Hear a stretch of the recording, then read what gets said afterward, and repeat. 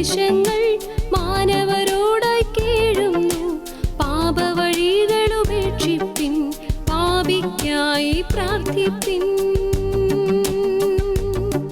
പരിശുദ്ധ അമ്മ വീണ്ടും ഓർമ്മിപ്പിക്കുന്നു, മാർപ്പാപ്പയ്ക്കും സകല മെത്രാന്മാർക്കും വൈദികർക്കും സന്യസ്തർക്കും വേണ്ടി പ്രാർത്ഥിക്കുക. ജൂലൈ 13 ഈ ഷെക്കേന മിനിസ്ട്രിയിലൂടെ ടെലിവിഷനിലൂടെ നമ്മൾ ശ്രവിച്ചു.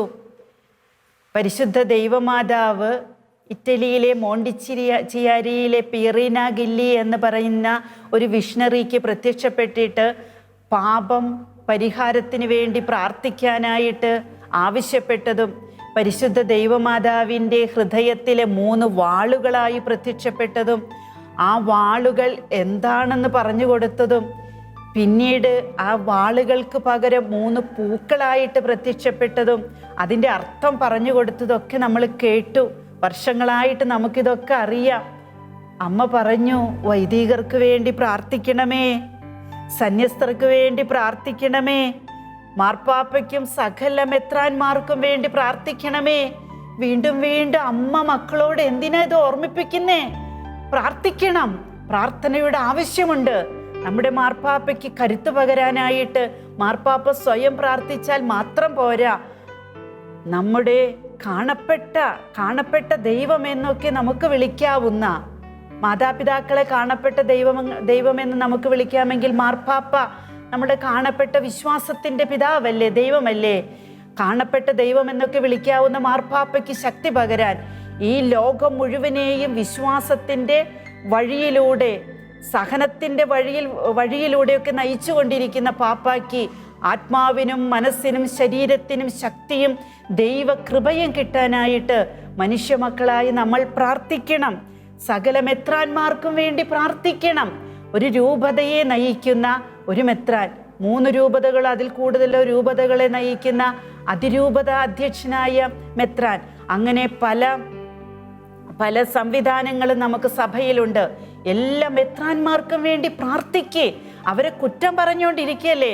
അവരും മനുഷ്യരാണ്, അവർക്ക് കുറവുകളുണ്ട്. എന്നാൽ നമ്മുടെ ആത്മീയ ജീവിതത്തെ, വിശ്വാസ ജീവിതത്തെ തികവോടെ നിറവോടെ നയിക്കാൻ ദൈവം അവരെ അഭിഷേകം ചെയ്തിട്ടുണ്ട്. ആദിമ കാലഘട്ടങ്ങളിൽ നമ്മുടെ സഭയുടെ ചരിത്രം പരിശോധിച്ചാലും വിശുദ്ധ ബൈബിൾ നമുക്ക് നോക്കിയാലും കാണാൻ സാധിക്കും, പ്രവാചകരെ അഭിഷേകം ചെയ്യുന്ന കർത്താവ്.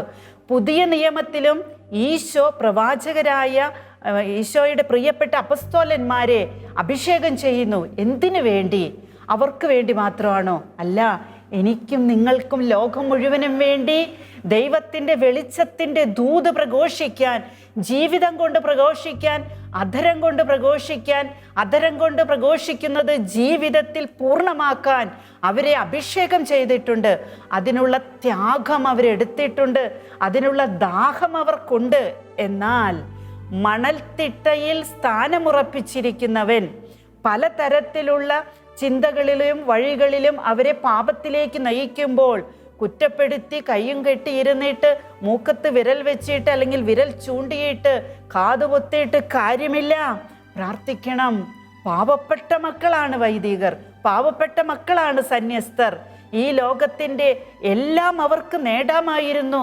ഈ ലോകത്തിൽ വൈദികനാകാതെ, സിസ്റ്ററാകാതെ അവർക്ക് ജീവിക്കാമായിരുന്നു. അത് വേണ്ട എന്ന് പറഞ്ഞുകൊണ്ട് വിശുദ്ധ പൗലോസ് അപ്പസ്തോലൻ സൂചിപ്പിക്കുന്നത് പോലെ ദൈവത്തെ പ്രതി ഷണ്ഡന്മാരായവര്, കർത്താവിന് വേണ്ടി ആ ദാഹം ഉള്ളിൽ തീ പോലെ കത്തി കത്തി ജ്വലിക്കാനായിട്ട്, പ്രിയ ദൈവജനമേ, പ്രിയ ദൈവ പൈതലേ, നീ ആരുമായിക്കൊള്ളട്ടെ, നിന്റെ ഒരു പ്രാർത്ഥന മതി അവർക്കത് കിട്ടാൻ. പ്രാർത്ഥിക്കണം.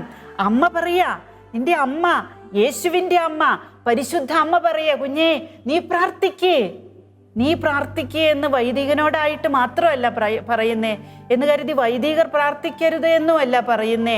അവർക്ക് ആഗ്രഹമുണ്ട്, പലപ്പോഴും സാധിക്കുന്നില്ല. അതാണ് സത്യം. പ്രാർത്ഥിക്കണം. അവർ തമ്മിൽ എതിർക്കുന്ന അവസ്ഥ കൂടുതൽ സൃഷ്ടിക്കാൻ സാത്താൻ ശക്തിയോടെ പരിശ്രമിക്കുന്നു. കേട്ടോ, അവർക്ക് എതിർക്കണമെന്ന് ആഗ്രഹമില്ല, പക്ഷേ എതിർക്കാൻ, അങ്ങനെയുള്ള അവസ്ഥ കൂടുതൽ സൃഷ്ടിക്കാൻ സാത്താൻ ശക്തിയോടെ പരിശ്രമിക്കുന്നു. അശുദ്ധ പാപങ്ങൾക്ക് ഇരയാകാൻ അവരെ അവൻ പ്രേരിപ്പിക്കുന്നു. ഈ പ്രേരണ കൊടുക്കലാണല്ലോ പിശാചിൻ്റെ പണി. എന്നിട്ട് അവൻ മാറി നിൽക്കും. അതാണല്ലോ പറുദീസായിൽ നിന്ന് നമ്മുടെ പൂർവ്വപിതാവായ ആദത്തിനെയും ഹവ്വയെയും പുറത്താക്കാനുള്ള കാരണം.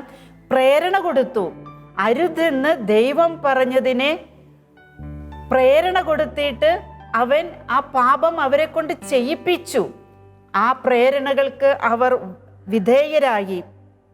അമ്മ പറയ ഇന്നും ഉണ്ട്, അശുദ്ധമാണ്, ശുദ്ധമല്ല എന്ന് മനസ്സിലാക്കിയിട്ടും അത് ചെയ്യാനായി ആ അശുദ്ധിയിലേക്ക് അവരെ ഇരകളാക്കി വലിച്ചിഴച്ചു കൊണ്ടുവരുന്ന സാഹചര്യങ്ങൾ അവരുടെ കൺമുൻപിൽ നിൽക്കുമ്പോൾ വിശുദ്ധ ഫ്രാൻസിസ് അസീസിയെ പോലെ മുള്ളുകൾ നിറഞ്ഞ റോസാ ചെടികളുടെ ഇടയിൽ കിടന്ന് ഉരുണ്ട് വേദന സ്വീകരിച്ചുകൊണ്ട് എന്തെങ്കിലും പ്രലോഭനങ്ങൾ ഉണ്ടാകുമ്പോൾ അതിന്മേൽ പ്രബലപ്പെട്ടുകൊണ്ട് പ്രലോഭനങ്ങളെ അതിജീവിച്ച് ജീവിച്ച് വിശുദ്ധനായ ഈ കാലഘട്ടത്തിൻ്റെ വിശുദ്ധൻ വിശുദ്ധ ഫ്രാൻസിസ് അസീസിയെ പോലെ പ്രലോഭനങ്ങളെ അതിജീവിക്കാൻ, അശുദ്ധിയെ അതിജീവിക്കാൻ, ശുദ്ധത എന്ന പുണ്യം നേടാൻ, പരിശുദ്ധ കന്യകാമറിയത്തിൻ്റെ വിമല ഹൃദയത്തിൻ്റെ മാധ്യസ്ഥം തേടാൻ ഈ പുരോഹിതർക്കും സിസ്റ്റേഴ്സിനും ഒക്കെ സാധിക്കേണ്ടതിന് കുഞ്ഞെ നീ പ്രാർത്ഥിക്കണം.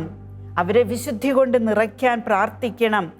എന്നെ വണങ്ങുന്ന പുരോഹിതരെ അവഹേളിപ്പിക്കുകയും പുച്ഛിപ്പിക്കുകയും ചെയ്യാൻ അവൻ വലിയ ഉത്സാഹവാനായിരിക്കുന്നു. അതല്ലേ നമ്മൾ ഇന്ന് കാണുന്നത്? ഒരു സിസ്റ്ററിന് അല്ലെങ്കിൽ ഒരു വൈദികന് ഒരു തെറ്റുപറ്റി എന്ന് കേൾക്കുമ്പോൾ അവഹേളിക്കാറില്ലേ, പുച്ഛിക്കാറില്ലേ? ഈ അച്ഛനിത് എന്തിൻ്റെ കേടാ, ഈ സിസ്റ്ററിനത് ഇത് എന്തിൻ്റെ കേടാന്ന് ചോദിക്കാറില്ലേ?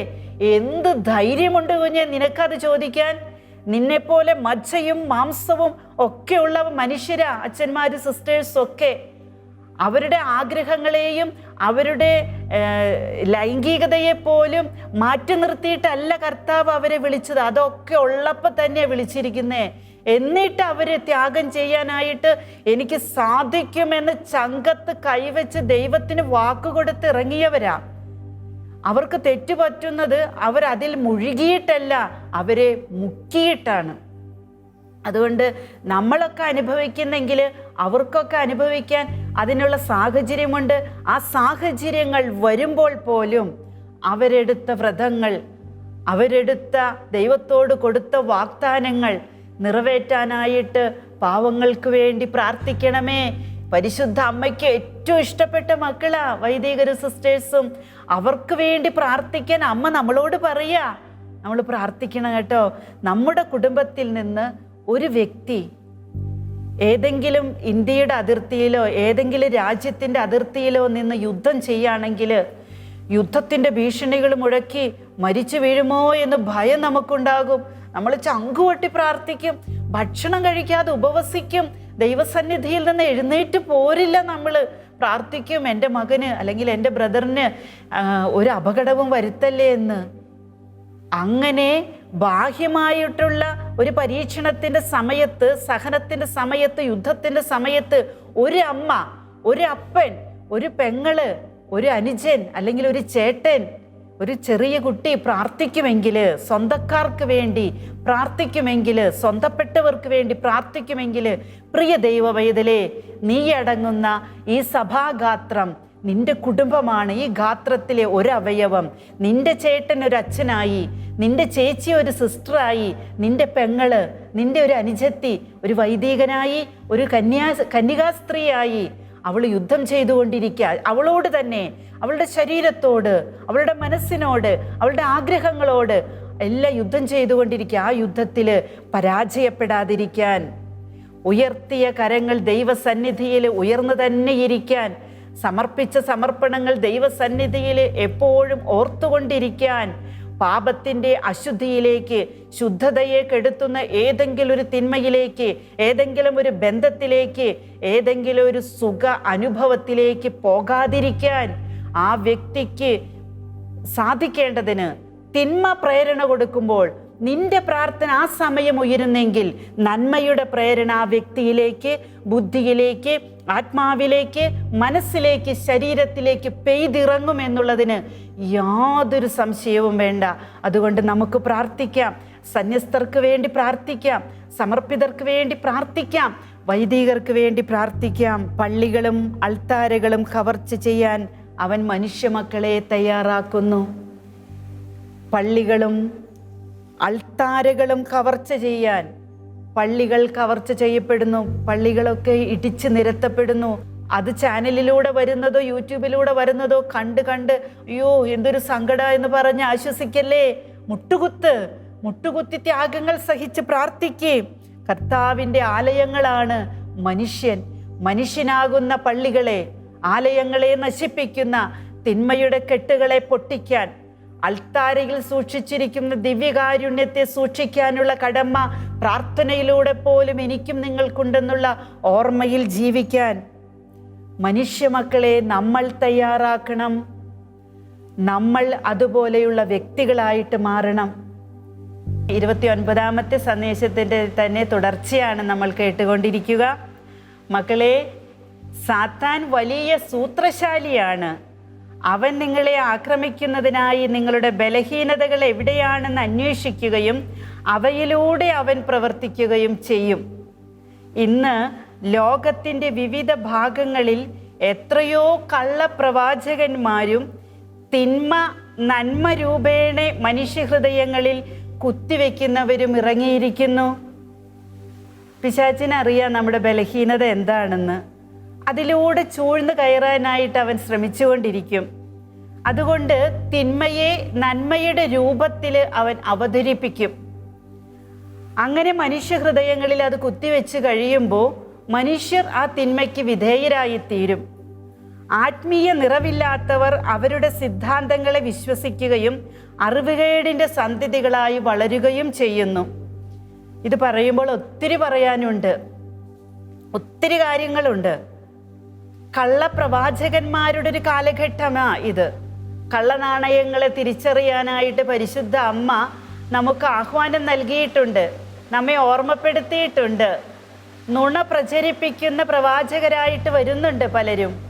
നുണയുടെ പ്രവാചകര് കള്ളത്തരം പറയുന്നത് കേൾക്കുമ്പോൾ ദൈവാത്മാവിൻ്റെ കൃപയുള്ള ഒരു വ്യക്തിക്ക് അത് തിരിച്ചറിയാൻ സാധിക്കണം. കള്ളനാണയങ്ങളെ തിരിച്ചറിയുക. പലരും കൈനോട്ടക്കാരെ പോലെയാ ഭാവി പ്രവചിക്കുന്നേ. പലരും ഇന്ന ദൈവവിളി തിരഞ്ഞെടുക്കണം എന്നൊക്കെ പറഞ്ഞ് പലർക്ക് സന്ദേശങ്ങൾ കൊടുക്കുന്നതായിട്ടും ചിലപ്പോഴൊക്കെ അത് നന്മയായിട്ട് വരാറുണ്ട്. പക്ഷേ കള്ളത്തരങ്ങൾ ഒത്തിരി ഇന്നത്തെ കാലത്ത് സുവിശേഷ പ്രഘോഷണവുമായി ബന്ധപ്പെട്ട് നടക്കുന്നുണ്ട്. തിരിച്ചറിയണം. ഞാൻ അതിൻ്റെ ആഴത്തിലേക്ക് പോകുന്നില്ല. അതൊരു കുറ്റം പറിച്ചിലോ മുൻവിധിയോ ഒക്കെ ആയിട്ട് മാറരുത്. നമ്മൾ തിരിച്ചറിയണം, ജീവിതം കണ്ട് തിരിച്ചറിയണം. നമുക്ക് വലിയ സാക്ഷ്യങ്ങളല്ല വേണ്ടത്, ജീവിതം കണ്ട് തിരിച്ചറിയണം. നമ്മുടെ ജീവിതം വായിക്കപ്പെടുന്ന ഒരു സുവിശേഷമായിട്ട് മാറിയാൽ ഈ തിന്മയുടെ പ്രവചനങ്ങളെയൊക്കെ എതിർക്കാനായിട്ടും അല്ലെങ്കിൽ അവഗണിക്കാനായിട്ടും നമുക്ക് സാധിക്കും. ഒരുപാട് മക്കളുണ്ട്, എപ്പോഴും കൈകളിൽ ബൈബിൾ ഉണ്ടായിരിക്കാം, അധരം തുറന്നാൽ വചനം മാത്രമായിരിക്കും പറയുന്നത്. ഒത്തിരി പുസ്തകങ്ങൾ വായിച്ച് അറിവ് നേടിയിട്ടുള്ളവരുണ്ടായിരിക്കാം. അങ്ങനെയൊക്കെ ഉള്ളവരാണെങ്കിലും വിശുദ്ധ കുർബാന മുടക്കാതെയും കുടുംബ പ്രാർത്ഥന മുടക്കാതെയും മറ്റുള്ളവരെ ഉപദേശിക്കുന്നതിൽ ഒരു മുടക്കം വരുത്താതെയൊക്കെ ജീവിക്കുന്നവരുണ്ട്. എന്നാൽ അവരുടെ ജീവിതം പലപ്പോഴും വചനാധിഷ്ഠിതമല്ല. ഒരു വ്യക്തിയെക്കുറിച്ച് എത്ര അശ്ലീലമായ വാക്കുകൾ പറഞ്ഞ കുറ്റം വിധിക്കുന്നേ. ഒരു പക്ഷേ അവർ പറയുന്ന വ്യക്തി ആ തെറ്റ് ചെയ്തിട്ടുണ്ടായിരിക്കാം. പക്ഷേ മനുഷ്യ, മറ്റുള്ളവരെ വിധിക്കാൻ നീ ആര് എന്ന് കർത്താവ് ചോദിച്ചിട്ടുണ്ട്. വിധിക്കുന്ന നീയും ആ തിന്മ ചെയ്യുകയാ ആ സമയത്ത്. അതുകൊണ്ട് വിധിക്കേണ്ട, നമുക്ക് കുറ്റം പറയണ്ട. നമ്മൾ ഭൂമിയിലെ മാലാഖമാരായും പ്രവാചകരായൊക്കെ കാണുന്ന പലരും ഇന്ന് തിന്മയ്ക്ക് അടിമപ്പെട്ടുകൊണ്ടിരിക്കുക, തിന്മയുടെ പ്രവചനങ്ങൾ നടത്തിക്കൊണ്ടിരിക്കുക, തിന്മയെ നന്മ രൂപത്തിൽ അവതരിപ്പിക്കുന്നുണ്ട്. അത് തിരിച്ചറിയണം, തിരിച്ചറിവോടെ ജീവിക്കണം. ആത്മീയ നിറവില്ലാത്തതാണ് അതിൻ്റെ കാരണമെന്ന് അമ്മ തന്നെ പറയുന്നു, ഞാൻ പറയുന്നതല്ല. അമ്മ പറഞ്ഞാൽ എനിക്ക് പറയാനായിട്ട് യാതൊരു മടിയും ഇല്ല. ആത്മാവിൽ, നമ്മുടെ ആത്മാവിൽ പരിശുദ്ധാത്മാവിൻ്റെ നിറവുണ്ടെങ്കിൽ സംയമനം പാലിക്കാൻ നമുക്ക് സാധിക്കും. പേരിനും പ്രശസ്തിക്കും വേണ്ടി പ്രഘോഷിച്ച് തീർക്കാനുള്ളതല്ല സുവിശേഷം, ദൈവവചനം. ദൈവം നമുക്ക് പറഞ്ഞു തന്നിരിക്കുന്നത് മറ്റുള്ളവരെ ദൈവത്തിലേക്കും നന്മയിലേക്കും അടുപ്പിക്കാനുള്ള ഒരു മാർഗമാണത്. അതിനെ ജീവിത മാർഗമാക്കി മാത്രം മാറ്റിക്കൊണ്ട് കള്ളപ്രവാചകന്മാരെ പോലെ ജീവിക്കുന്നത് വലിയ പാപമാണ്. വില കൊടുക്കേണ്ടി വരും. സൂക്ഷിക്കുക, വില കൊടുക്കേണ്ടി വരും ദൈവസന്നിധിയിൽ. അത് ദൈവീക വഞ്ചനയാണ്, ദൈവത്തെ വഞ്ചിക്കുന്നതാണ്. ആ വഞ്ചനയ്ക്ക്, കപട പ്രവചനങ്ങൾക്ക്, തിന്മയെ നന്മ രൂപത്തിൽ കുത്തിവെക്കുന്നതിന് വലിയ വില കൊടുക്കേണ്ടി വരും. അത് മനുഷ്യരായാലും രാഷ്ട്രീയക്കാരായാലും ഏത് സംസ്ഥാനമായാലും ഏത് നിയമ സംഹിതയാണെങ്കിലും. അബോർഷനെ നിയമത്തിൻ്റെ മുൻപിൽ സാധ്യതയായിട്ടൊക്കെ പ്രഖ്യാപിച്ച രാജ്യങ്ങളുള്ള ലോകത്താണ് നമ്മൾ ജീവിക്കുന്നത്. തിന്മയെ നന്മയുടെ മൂടുപടം ധരിപ്പിച്ചിട്ട് അത് നിയമമാക്കി മാറ്റിയ രാഷ്ട്രങ്ങൾക്കും അധികാരികൾക്കും വേണ്ടി കുഞ്ഞെ നീ പ്രാർത്ഥിക്കേ. ഭ്രൂണഹത്യ പാപമാണ്. അതിനെ നന്മ കൊണ്ട് പൊതിയാൻ ഒരാൾക്കും പറ്റില്ല. ഒരു ജീവനെ വധിക്കുന്നത് പാപമാണ്. അതിന് യാതൊരു തരത്തിലുള്ള ആത്മീയ ആനുകൂല്യങ്ങളും പിന്നീട് നേടാം എന്ന് ചിന്തിച്ചിട്ട് ഇപ്പൊ പാപം ചെയ്യരുത്. ഏത് അധികാരത്തിൽപ്പെട്ടവരാണെങ്കിലും ഏത് നിയമവ്യവസ്ഥിതിയാണെങ്കിലും ദൈവത്തിൻ്റെ നിയമത്തിൻ്റെ മുൻപിൽ കൊല്ലരുത്, പാപം ചെയ്യരുത്. അത് തെറ്റാണ്. തിന്മ നന്മ രൂപത്തിൽ വരുന്നത് തിരിച്ചറിയണമേ ദൈവ പൈതലേ.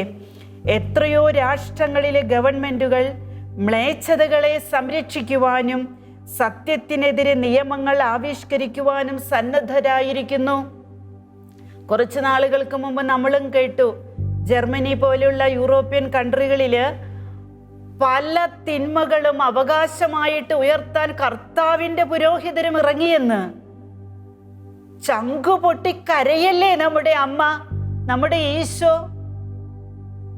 ദൈവത്തിൻ്റെ സൃഷ്ടികള് സ്വയം ഭോഗത്തിനും സ്വവർഗ അനുരാഗികളും ഒക്കെ ആയിട്ട് ജീവിക്കുവാൻ താല്പര്യപ്പെടുമ്പോൾ, അതിനെ നിയമവ്യവസ്ഥതയിലേക്ക് കൊണ്ടുവരുമ്പോൾ ഈ ലോകത്ത് സോദോം ഗൊമോറ വരികയല്ലേ ചെയ്യുന്നത്? അവിടെ ഗന്ധകമിട്ട് അതിനെ നശിപ്പിച്ചതുപോലെ ഇന്ന് പല ഗന്ധകങ്ങളും ഉന്നതത്തിൽ നിന്ന് ലോകത്തിലേക്ക് ഇറങ്ങി വരുന്നത് കണ്ട് അല്ലയോ ദൈവ പൈതലേ, ചങ്കുപൊട്ടി പ്രാർത്ഥിക്ക്.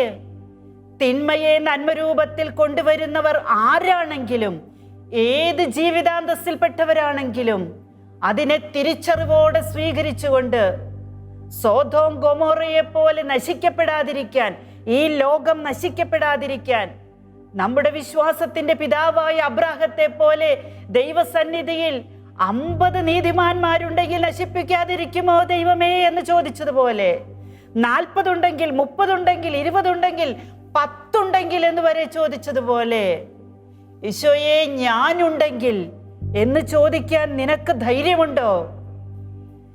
നിനക്ക് ചുറ്റുമുള്ളവരുണ്ടെങ്കിൽ, നിന്റെ കുടുംബമുണ്ടെങ്കിൽ, നിന്റെ ഇടവകയുണ്ടെങ്കിൽ കർത്താവെ ലോകത്തെ നശിപ്പിക്കാതിരിക്കുമോ എന്ന് ചോദിക്കാൻ, ഈ പകർച്ചവ്യാധിയെ നീക്കിത്തരുമോ എന്ന് ചോദിക്കാൻ, സഭ നശിക്കാതിരിക്കാനായിട്ട് ചോദിക്കാൻ, നിന്റെ കുടുംബം നശിക്കാതിരിക്കാനായിട്ട് ചോദിക്കാൻ നിനക്ക് ധൈര്യമുണ്ടോ? ഉണ്ടെങ്കിൽ ഉണര്, ഉണർന്നെഴുന്നേൽക്ക്. ഇല്ലെങ്കിലും ഉണർന്നെഴുന്നേൽക്ക്. എന്നിട്ട് കർത്താവിൻ്റെ തിരുസന്നിധിയിൽ കരങ്ങൾ വിരിച്ച് കരുണയ്ക്കായിട്ട് പ്രാർത്ഥിക്ക്. അതാണ് ഈശോ നമ്മോട് ആവശ്യപ്പെടുന്നത്. സത്യം സംസാരിക്കുകയും പ്രവർത്തിക്കുകയും ചെയ്യുന്നവർ കുറ്റവാളികളായി പരിഗണിക്കപ്പെടുന്ന ഈ അവസ്ഥയിൽ നിങ്ങൾ ഓർക്കുക, ക്രൈസ്തവരുടെ പീഡനം ആരംഭിച്ചുവെന്ന്. നല്ലൊരു ക്രിസ്ത്യാനിയാണെങ്കിൽ അവൻ ഇന്ന് പീഡിപ്പിക്കപ്പെട്ടിരിക്കും. പല തലത്തിലും. ആത്മീയ തലത്തിൽ പീഡനങ്ങളില്ലേ? ശാരീരിക തലത്തിൽ പീഡനങ്ങളില്ലേ? വിശ്വാസത്തിന്റെ മേഖലയിൽ പീഡനങ്ങളില്ലേ? സ്വാതന്ത്ര്യത്തിന്റെ മേഖലയിൽ പീഡനങ്ങളില്ലേ? എത്ര കുരുതികളാ ഇന്ന് നടക്കുന്നത്. നമ്മൾ കേരളത്തിൽ ജീവിക്കുന്നവർക്ക് വലുതായിട്ടൊന്നും അത് അനുഭവപ്പെടുന്നില്ലായിരിക്കാം. എന്നാൽ മിഷൻ രാജ്യങ്ങളിൽ മിഷണറിമാരായി പോയിട്ടുള്ള നമ്മുടെ പ്രിയപ്പെട്ടവര്, അവിടെ ജനിച്ചു വളർന്നിട്ടും മിഷൻ പ്രവർത്തനത്തിലൂടെ വിശ്വാസത്തിലേക്ക് കടന്നു വന്ന പാവപ്പെട്ട മക്കള് പീഡിപ്പിക്കപ്പെട്ടുകൊണ്ടിരിക്കുക. വിശ്വാസത്തിന്റെ പേരില്, യേശുവിൽ വിശ്വസിക്കുന്നതിന്റെ പേരില് നമ്മൾ കേൾക്കാത്തത് ഒത്തിരിയുണ്ട് പ്രിയപ്പെട്ടവരെ. പലരും പറഞ്ഞും അറിഞ്ഞും പലരും പങ്കുവെച്ച് ഞാനും കേൾക്കാറുണ്ട്. എന്താ ചെയ്യാ? ഏറ്റവും നോവ് അനുഭവിച്ച് പ്രാർത്ഥിക്ക്. ഒരാത്മാവിന് ജന്മം നൽകാൻ, രക്തസാക്ഷികളായിട്ട് ദൈവത്തിന് വേണ്ടി മരിക്കാൻ, വിശുദ്ധ എസ്തപ്പാനോസിനെ പോലെ രക്തസാക്ഷിയായി തീരേണ്ട സമയത്ത് പോലും, മണിക്കൂറിൽ പോലും, ആ നിമിഷത്ത് പോലും സ്വർഗത്തെ കണ്ടുകൊണ്ട് സ്വർഗത്തിലേക്ക് എത്താൻ എനിക്ക് ദൂരം അധികമില്ല, ഇവർ എന്നെ സ്വർഗത്തിലേക്ക് കയറ്റിവിടുകയാണല്ലോ എന്ന നിറവോടെ രക്തസാക്ഷിത്വം വഹിച്ച നമ്മുടെ പൂർവികരുണ്ട്, വിശുദ്ധരുണ്ട്. അവരെ പോലെ രക്തസാക്ഷികളാകുന്ന അനേകരുണ്ട് ഇന്ന് ലോകത്ത്. എത്ര വൈദികരാണെന്നറിയോ? ചെറ്റക്കുടിലിൽ താമസിച്ചിട്ട് അവിടെയുള്ള മക്കളെയൊക്കെ യേശുവിലേക്ക് അടുപ്പിക്കാൻ എത്ര സിസ്റ്റേഴ്സാ. അവരൊക്കെ പലതരത്തിലും പീഡിപ്പിക്കപ്പെടുന്നുണ്ട്. ഒറ്റ കാരണമേ ഉള്ളൂ, യേശുവിൽ വിശ്വസിക്കുന്നു, അവർ സ്നേഹിക്കുന്നു, അവർ മറ്റുള്ളവരാൽ സ്നേഹിക്കപ്പെടുന്നു. ആ സ്നേഹം അവർ സ്വർഗത്തിലേക്ക് ഉയർത്തുന്നു. പ്രാർത്ഥിക്കണം. പരിശുദ്ധ അമ്മ പറയാം, ക്രൈസ്തവരുടെ പീഡനം ആരംഭിച്ചുവെന്ന്. കാരണം തിരുവചനം പൂർത്തീകരിക്കപ്പെടണമല്ലോ. വെളിപാട് 12:17 18 പറഞ്ഞിരിക്കുന്നത് അമ്മ ഇവിടെ ഓർമ്മിപ്പിച്ചിരിക്കുന്നേ. അപ്പോൾ സർപ്പം സ്ത്രീയുടെ നേരെ കോപിച്ചു. ദൈവകൽപ്പനകൾ കാക്കുന്നവരും യേശുവിൻ്റെ സാക്ഷ്യം വഹിക്കുന്നവരുമായി അവളുടെ സന്താനങ്ങളിൽ ശേഷിച്ചിരുന്നവരോട് യുദ്ധം ചെയ്യാൻ അത് പുറപ്പെട്ടു. അത് സമുദ്രത്തിൻ്റെ മണൽത്തിട്ടയിൽ നിലയുറപ്പിച്ചു. അവൻ യുദ്ധം ചെയ്യുന്നു. ആരോടാ? ഈശോയുടെ പ്രിയപ്പെട്ട മക്കളോട്. വെളിപാട് 12 17 18 വാക്യങ്ങൾ. എന്തെല്ലാം ദുരിതങ്ങൾ സംഭവിച്ചാലും ലോകം സ്വർഗത്തിന് നേരെ കണ്ണുകൾ ഉയർത്തുന്നില്ലെങ്കിൽ അവസാനമായി നിങ്ങൾക്ക് നൽകപ്പെട്ട സംഭ്രമകരമായ അടയാളമായ നിങ്ങളുടെ അമ്മയായ എന്നിലൂടെ നൽകപ്പെട്ട ആഹ്വാനങ്ങളും തിരസ്കരിക്കപ്പെട്ട അവസ്ഥയാണെങ്കിൽ കാരുണ്യം ചൊരിയാൻ പിതാവിന് സാധിക്കാതെ വരും. മക്കളെ, മനുഷ്യനെ കാണാൻ പറ്റാത്ത വിധം അന്ധകാരാവൃതമായ നാളുകളിലേക്ക് നിങ്ങൾ നടന്നടുക്കുന്നു. അമ്മ മുൻകൂട്ടി പറഞ്ഞു തരിക. മക്കളെ, നിങ്ങൾ എവിടേക്കാ അടുത്തുകൊണ്ടിരിക്കുന്നത്? മനുഷ്യനെ കാണാൻ പറ്റുന്നില്ല. മനുഷ്യനായി കാണാൻ പറ്റിയിരുന്നെങ്കിൽ 3 വയസ്സായ ഒരു പിഞ്ചു ബാലികയെ ഒരു യുവാവ് പീഡിപ്പിക്കുമായിരുന്നോ? നമ്മൾ കേൾക്കുന്നില്ലേ ഈ ദിവസങ്ങളിലൊക്കെ? കൊച്ചു ബാലികമാരെ, വയോവൃദ്ധരായ അമ്മമാരെ പീഡിപ്പിക്കുക. എന്ത് സുഖം കിട്ടാനാ? 3 വയസ്സായ ഒരു കുഞ്ഞു പൈതലിനെ പീഡിപ്പിച്ചു 3 വർഷം ഒരുവൻ. എന്നിട്ട് 3 കൊല്ലം അവൻ ഈ ലോകത്ത് ജീവിച്ച് നാശം നാറിയില്ലേ നമുക്കൊന്നും? അത് നിന്റെ കുടുംബത്തിൽ നിന്നാണെങ്കിലോ? അതുകൊണ്ട് പരിശുദ്ധ അമ്മ പറയുന്നേ, മനുഷ്യനായി കാണാൻ പറ്റാത്ത വിധം അന്ധകാരം നിറച്ചിരിക്കുന്നു പിശാച്ച് ആ മണൽത്തിട്ടയിൽ ഇരുന്ന് പ്രവർത്തിച്ചു കൊണ്ടിരിക്കുക. പ്രിയപ്പെട്ടവരെ, ഇതൊക്കെ കേൾക്കുമ്പോൾ ഓർക്കേണ്ട, പിശാച്ച് ഇത്ര വലിയ സംഭവമാണോ എന്ന്. അവൻ സംഭവമാണ്, പക്ഷെ അതിസംഭവം നമ്മുടെ കർത്താവാണ്. ഈ സംഭവമാണെന്ന് തോന്നിപ്പിക്കാൻ എന്താ കാരണം? നമ്മളിൽ ദൈവീകം എന്ന സംഭവം ഇല്ലാത്തത് കൊണ്ടാണ്. ദൈവികമായ വെളിച്ചമില്ലാത്തത് കൊണ്ടാണ് അന്ധകാരം വരുന്നത്. ഇരുട്ടിനെ ഇരുട്ടുകൊണ്ട് മറികടക്കാൻ ശ്രമിക്കുന്നത് കൊണ്ടാണ് ഇരുട്ട് മാറിപ്പോകാത്തത്. വിദ്വേഷത്തെ വിദ്വേഷം കൊണ്ട് മാറ്റാൻ ശ്രമിക്കുമ്പോഴാണ് വിദ്വേഷം മാറാത്തത് എന്ന് പറയുന്നത് പോലെ തന്നെ തിന്മയെ തിന്മ കൊണ്ട് മാറ്റാൻ ശ്രമിക്കുന്നത് കൊണ്ടാണ് ഈ ലോകത്ത് നന്മയുടെ വെളിച്ചം കടന്നു വരാത്തത്. അതുകൊണ്ട് പ്രിയപ്പെട്ട ദൈവമക്കളെ, ഈറ്റുനോവ് അനുഭവിച്ച് പ്രാർത്ഥിക്ക്. അപ്പസ്തോലന്മാർ പ്രാർത്ഥിച്ചതുപോലെ പ്രാർത്ഥിക്ക്. ശിഷ്യഗണം പ്രാർത്ഥിച്ചതുപോലെ പ്രാർത്ഥിക്ക്. പരിശുദ്ധ അമ്മ പ്രാർത്ഥിച്ചതുപോലെ പ്രാർത്ഥിക്ക്. ദൈവകരങ്ങളിലേക്ക് ലോകം മുഴുവനെയും സമർപ്പിക്ക്.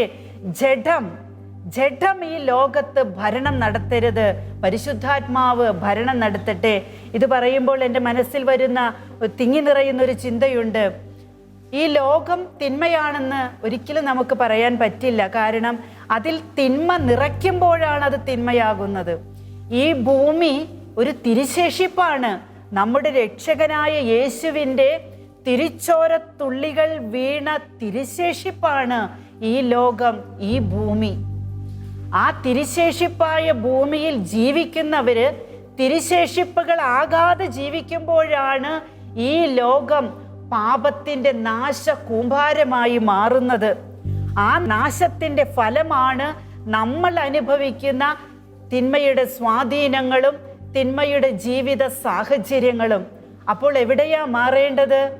ലോകത്തിൽ ജീവിക്കുന്ന മക്കൾ തന്നെ ലോകത്തിൻ്റെ അരൂപിയാകാതെ, തിന്മയുടെ അരൂപിയാകാതെ നന്മയുടെ നല്ല വെളിച്ചം നൽകുന്ന മക്കളാകുമ്പോൾ, കൃപയുടെ ആത്മാക്കൾ ലോകത്തിൽ നിറയുമ്പോൾ ലോകം മുഴുവനും പ്രകാശിക്കും. മണൽത്തിട്ടയിൽ ഇരിക്കുന്നവന്റെ അവസാനമാകുമത്. അതാണ് അമ്മയുടെ വിമല ഹൃദയത്തിൻ്റെ വിജയം, യേശുവിൻ്റെ തിരുഹൃദയത്തിൻ്റെ മഹത്വം. അങ്ങനെയാണ് നമുക്ക് ആത്മാക്കളെ രക്ഷിക്കാൻ പറ്റുക. എപ്പോഴും ഞാൻ പറയാറുള്ളത് പോലെ ആത്മാക്കളുടെ രക്ഷയാണ് നമ്മുടെ ലക്ഷ്യം. അതിൽ നമ്മുടെ രക്ഷയുണ്ട്, ലോകത്തിൻ്റെ രക്ഷയുണ്ട്. ലോകത്തെ കുറ്റപ്പെടുത്തിക്കൊണ്ടിരുന്നിട്ട് കാര്യമില്ല. എന്താണ് ഈ ലോകം? ഞാനും നിങ്ങളും ഉൾപ്പെടുന്നതാണ് ഈ ലോകം. ഈ ലോകത്തെ നന്മയിലേക്ക് കൊണ്ടുവരുവാനായിട്ട് ആർക്കാണ് സാധിക്കുക? നമുക്ക് സാധിക്കും. കർത്താവിൻ്റെ കരുണയുണ്ടെങ്കിൽ, ആ ദൈവത്തിൻ്റെ കരുണയിൽ ആശ്രയിച്ചുകൊണ്ട് നമുക്ക് ജീവിക്കാം, മുന്നേറാം. മക്കളെ, സഭ അവളുടെ സ്വന്തം മക്കളുടെ കരങ്ങളാൽ പീഡിപ്പിക്കപ്പെടുന്നു, മുറിവേൽക്കുന്നു. എന്തൊരു സങ്കടാലേ! നമ്മളെ പ്രസവിച്ച നമ്മുടെ അമ്മയെ നമ്മൾ പീഡിപ്പിക്കുകയാണ്, അടിക്കുകയാണ്, പച്ചവെള്ളം കൊടുക്കാതിരിക്കുകയാണ്, അമ്മയെക്കുറിച്ച് എപ്പോഴും കുറ്റം പറയുകയാണ് എന്ന് പറയുമ്പോൾ നമ്മുടെ അമ്മയ്ക്ക് എന്തൊരു സങ്കടമായിരിക്കും. ഇത് തന്നെയല്ലേ ഇന്ന് ഈ ലോകത്ത് നടക്കുന്നത്? സഭ പീഡിപ്പിക്കപ്പെടുന്നത് കൂടുതലും ബാഹ്യശക്തികളിൽ നിന്നും ഒന്നുമല്ല, അതുണ്ട്. പക്ഷേ അമ്മ മാതാവ് പറയാ, സഭ അവളുടെ സ്വന്തം മക്കളുടെ കരങ്ങളാൽ പീഡിപ്പിക്കപ്പെടുന്നു. എന്താ ഇതിൻ്റെയൊക്കെ അർത്ഥം? സഭയുടെ പീഡനത്തിൻ്റെ സോഴ്സ് തേടി, അതിൻ്റെ സ്രോതസ് തേടി അധിക ദൂരമൊന്നും പോകേണ്ട. അത് ഞാനാ, നിങ്ങളാ, ഈശോയുടെ പ്രിയപ്പെട്ടവരാ. അതിലെല്ലാവരും പെടും. വൈദികരും സിസ്റ്റേഴ്സും എല്ലാവരും പെടും. ഞാൻ ആരെയും കുറ്റപ്പെടുത്തുകയല്ല. നാളുകളായി നമ്മൾ കണ്ടുവരുന്നുണ്ട്, പലയിടങ്ങളിലും ഷെഡുകളൊക്കെ കെട്ടി ജയ് വിളിച്ച് അഭിഷിക്തർക്കെതിരായിട്ടുള്ള കുറ്റങ്ങൾ പ്രചരിപ്പിച്ച് അവരെ പിന്താങ്ങാനായിട്ട് കുറെ പേര് അവിടെ ചെന്ന് ഇട്ടിരിക്കുന്ന സഭാവസ്ത്രത്തെ പോലും തിന്മയുടെ അന്ധകാരത്തിന് വിട്ടുകൊടുത്തുകൊണ്ട് അവകാശം നേടാൻ കർത്താവിൻ്റെ മക്കൾ ഓടി നടക്കുമ്പോൾ തെരുവുകളിൽ ഇറങ്ങി തിന്മ പ്രചരിപ്പിക്കുന്ന വക്താക്കളായി തീരെ അവരൊക്കെ. ഞാൻ ആരെയും കുറ്റപ്പെടുത്തല്ല, സങ്കടം കൊണ്ട് പറയാ, സഭയെ പീഡിപ്പിക്കല്ലേ. ഇത് എന്ത് നന്മയുടെ സാക്ഷ്യം നൽകിയെന്നാ? ഒരു നന്മയുടെ സാക്ഷ്യം അത് നൽകിയിട്ടില്ല. കുഞ്ഞേ, നീ കർത്താവിന് കൊടുത്ത വാക്കില്ലേ? ആ വാക്കിൽ നീ കർത്താവിൻ്റെ മുമ്പിൽ എടുത്ത വ്രതമില്ലേ? പ്രിയ സന്യാസിനി, പ്രിയ വൈദിക, അതിൽ നീ നിലനിൽക്കുന്നുണ്ടെങ്കിൽ നിനക്കാരെയും ഭയപ്പെടേണ്ട കാര്യമില്ല. നീ ആർക്കെതിരെയും പ്ലക്കാർഡുകൾ ഉയർത്തേണ്ട കാര്യമില്ല. നീ ആരുടെ മുമ്പിലും ജയഘോഷം വിളിക്കേണ്ട കാര്യമില്ല. നീ പട്ടിണി കിടക്കേണ്ട കാര്യമില്ല. നിനക്ക് നേടാനുള്ളത് കർത്താവാണെങ്കിൽ, നിന്റെ ജീവിതത്തിൽ പാപത്തിന്റെ ലാഞ്ചനയില്ലെങ്കിൽ, നീ തിന്മ പറഞ്ഞിട്ടില്ലെങ്കിൽ, നീ തിന്മ ചെയ്തിട്ടില്ലെങ്കിൽ നീ ഭയപ്പെടേണ്ട. മറ്റുള്ളവരാണ് തിന്മ ചെയ്തതെന്ന് ലോകത്തോട് നീ വിളിച്ചു പറയേണ്ട.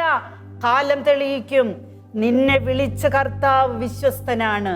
നിന്റെ കർത്താവ് അത് തെളിയിച്ചിരിക്കും. തിന്മ ചെയ്തവർ ശിക്ഷിക്കപ്പെടട്ടെ.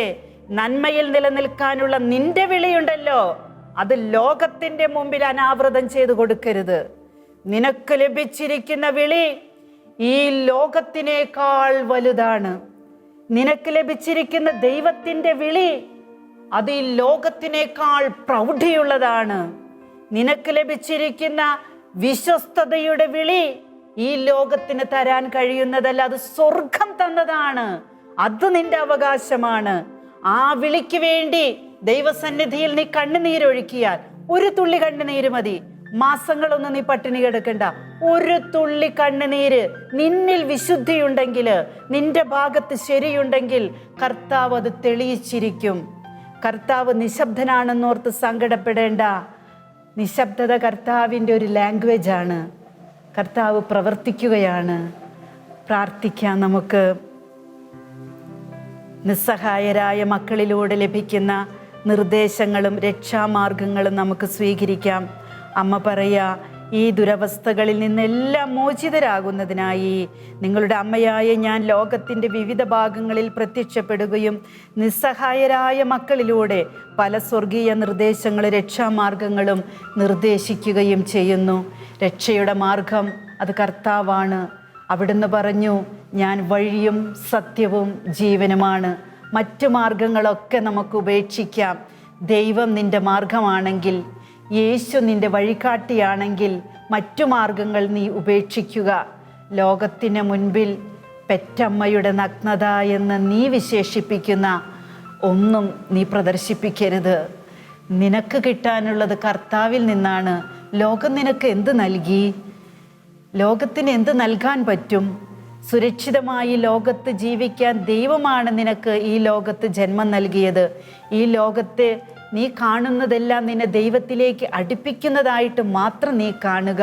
അങ്ങനെ ജീവിക്കുക. കർത്താവിൻ്റെ പ്രിയപ്പെട്ട മക്കളെ, നമുക്കൊരുമിച്ച് ഈ നന്മയുടെ വഴിയിലൂടെ മുന്നേറാം.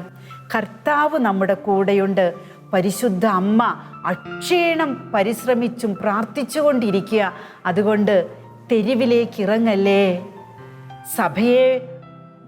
സഭയിലെ മകളാണ്, മകനാണെന്നുള്ള ബോധ്യത്തിൽ നിലനിന്നുകൊണ്ട് സഭയെ പീഡിപ്പിക്കല്ലേ. സഭ പാവമല്ലേ. ആത്മാവിൽ നിറയാൻ പ്രാർത്ഥിക്കണേ.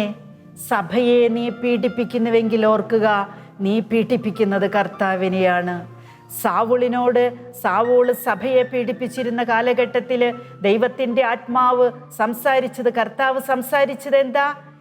സാവൂൾ, നീ പീഡിപ്പിക്കുന്ന കർത്താവാണ് ഞാനെന്നാ ഈശോ പറഞ്ഞത്. നീ പീഡിപ്പിക്കുന്നത് സഭ എന്ന ഒരു സംവിധാനത്തെ മാത്രമല്ല, നീ പീഡിപ്പിക്കുന്നത് കർത്താവിനെയാണ്. നിന്റെ കണ്ണിലെ ചിതമ്പലുകൾ, നിന്റെ ആത്മാവിലെ ചിതമ്പലുകൾ, നിന്റെ കാഴ്ചപ്പാടിൻ്റെ കുറവുകൾ നീ മാറ്റണം. മാറ്റിയിട്ട് സ്നേഹത്തിലേക്ക്, നന്മയിലേക്ക്, നിശബ്ദ സഹനത്തിലേക്ക്, സഹനത്തിലൂടെയുള്ള പ്രാർത്ഥനയിലേക്ക് നീ വളരുമ്പോൾ സഭയിൽ, നിന്നിൽ, ലോകത്തിൽ സമാധാനമുണ്ടാകും.